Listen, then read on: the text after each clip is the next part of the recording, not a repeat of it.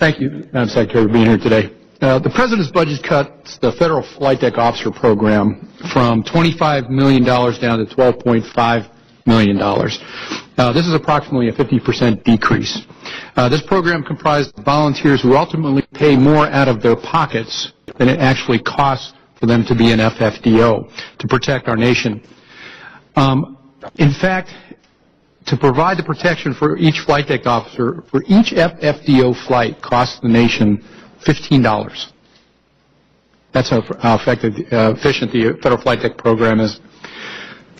I have to believe that is probably one of the most cost-effective programs in the United States government. These guys basically volunteer their time and money to be a vital deterrent to our country. Quite frankly, they're the last line of defense when it comes to air piracy and for flying. My question would be, what prompted? Did you make this cut, or did it come from the President, or where did this come from?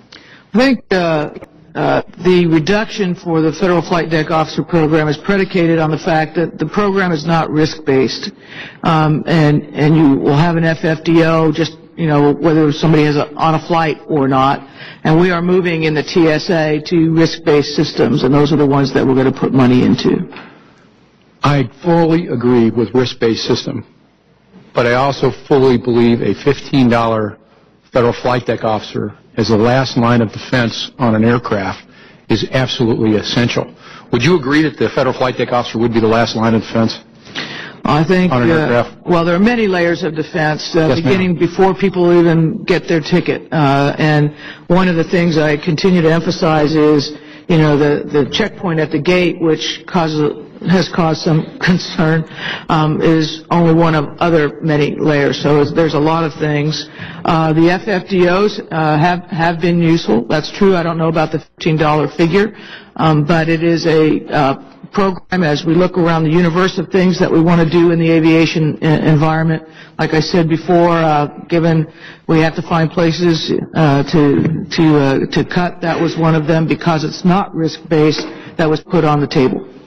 Yes, ma'am, I fully understand risk-based. Again, I'll ask you the question. Is a Federal Flight Deck Officer the last line of defense for our traveling public? I think the armed cockpit door probably is.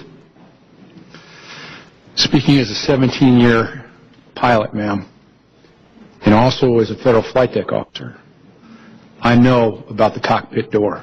And I will tell you, ma'am, speaking from the position that I've flown as a pilot and also as a Federal Flight Deck Officer, you may think that the flight deck door is the last line of defense, but it's that armed pilot in the cockpit that will be the last line of defense.